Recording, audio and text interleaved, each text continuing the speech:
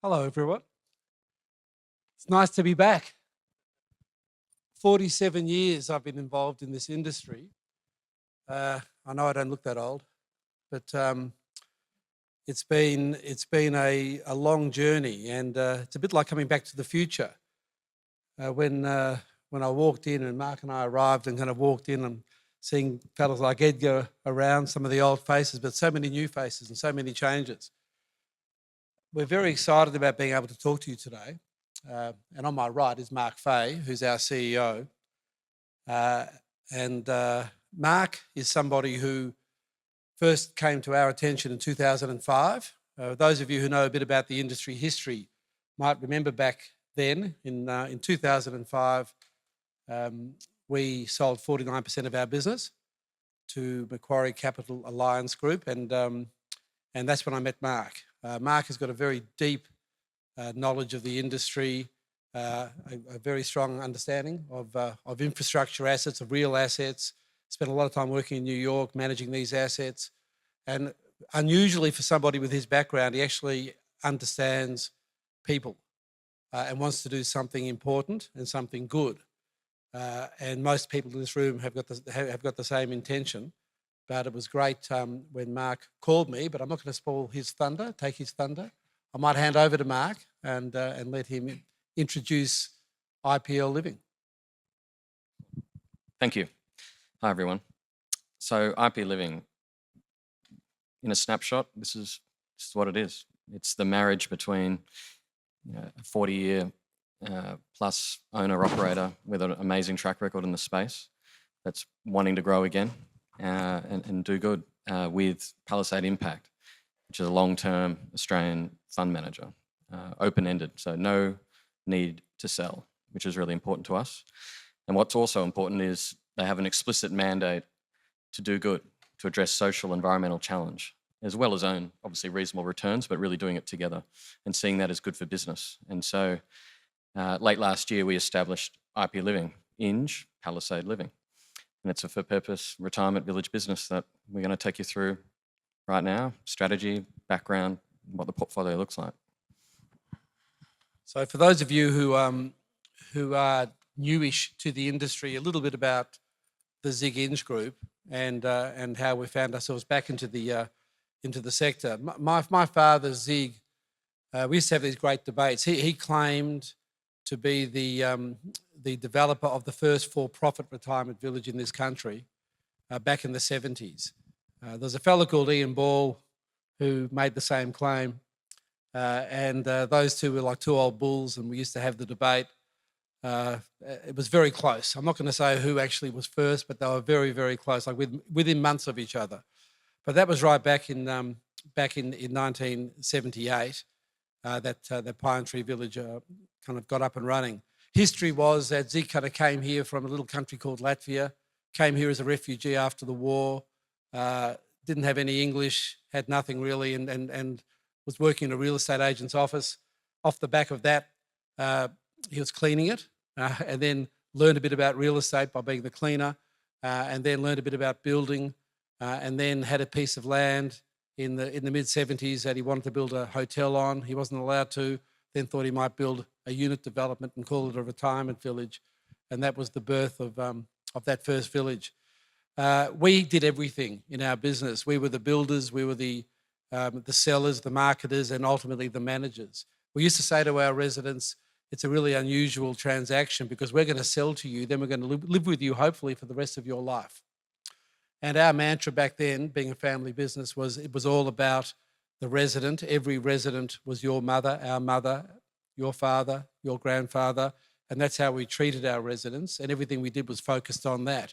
And then we trusted the model to make it financially work, and we trusted the staff to deliver on our promise to our residents. So over the journey, we ended up with 18 retirement villages. We had a pipeline for a whole lot more. We were a very flat structure. We were involved in all aspects of it. And ultimately, focusing on resident wellbeing and focusing on delivering great quality product resulted in the business being really successful. You know, we had about 7% per annum capital growth. We had very fair contracts. I'm going to pause there. Fair contracts, which is incredibly important to the future of this industry. There has to be an appropriate sharing with your residents, with our residents, of the benefits that we have. And then we grew to the point where we needed some additional capital. We sold 49% of our business, and then 2 years later, we sold all of our business.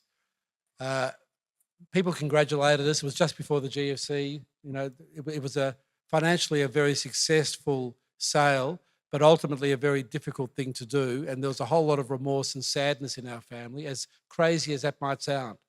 Because that's when really we left the industry. And I'm back here today, all these years later. But what was sad about it was that we thought there was a lot of work to be done. And my father got to 96 and he died 2 years ago. And I'm now charged with the responsibility of running our family business and our family office. And I do that with my 2 sisters who aren't directly involved. But Zig said to me, because he loved this industry and he didn't really like the way it changed. And he said to me, literally, it wasn't a dying wish, maybe 3 weeks before he died, when the time's right, you've got to go back in. You've got to do it like the way we said we were always going to do it, but you've got to find the right partner. It's got to be long-term, patient capital. And that's when Mark and I started talking. So in terms of the capital partner we found, Palisade Impact, they're a big name in infrastructure, I'm sure you know. Almost 20 years history, managed billions of dollars in traditional infrastructure, utilities, renewables, these types of assets, airports. And in 2021, Palisade and Steve Gross, Jeremy Wernett started Palisade Impact. So focusing on social infrastructure and having a very specific legislated mandate to do good. So tracking returns, obviously, wanting good returns, but tracking impact as well. What positive difference are we making in these companies, in these sectors, wanting to lift standards genuinely. And because it's open-ended, committing for the long term, thinking in terms of decades, not 5-year holds, 7-year holds, 15-year holds, decades. So when we started talking about the concept, late 2022, that developed in 23, we met Palisade and quite quickly realized we had pretty similar values. And we decided to partner later that year, and into 24, it was really about acquiring initial assets. It was a very busy year last year. We acquired 4 assets and set up a team, and obviously got Palisade across the line in terms of their investment. But you know, they see retirement as social infrastructure and a real responsibility to deliver and find solutions to the challenges faced by ageing Australians and quality housing and services. So it's fantastic to have established and set it up late last year. And just sort of expanding on the fundamental, you know, social infrastructure gets bandied around, right? You can define retirement living as that. Some people do, some people don't. We certainly see it as social infrastructure, and but more than that, we're committed to it, right? Genuinely committed to it, and what that means. And when you're committed to something like this, it influences how you run the business and the culture you want to instill. So drawing on the Inge history and DNA, but you know, really thinking long term with institutional capital backing. So it's a really sort of fantastic mix. I won't go through all the points, but you know, I think you can see that it's essential service, it's advantage, barriers to entry, real asset backed, and the last point's the real important point, and that's when impact comes to the fore, which is delivering, you know, for all stakeholders, having shared success. You know, if you're a water utility and your quality is not great, or your pricing's too high, or your resiliency is not good, you're gonna lose your license to operate. And we see that as, you know, similar situation in retirement living. You need to earn that right. You need to earn that trust. And when you're thinking long term as a long term investor, it's really quite a powerful thing. So we think it's really important for sustainable performance and for the viability of the industry. And I think as an infrastructure investor for over 15 years, you know, this sort of trust and a model can be, you know, I think a real pathway to bring in those long-term natural owners in due course to invest in the sector.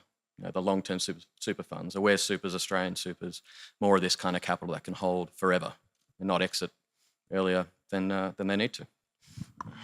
And that's a really important point, because when we kind of sat down and started designing our strategy, what was incredibly important to us and what we know through our own experience and journey is that every single established retirement community has a special source. There's something very special about it. It's special to the residents, it's special to the staff, it's special to the community where the village operates, particularly some of these older villages that we're looking at. Unlike the previous kind of acquisition model and the corporatisation of the industry,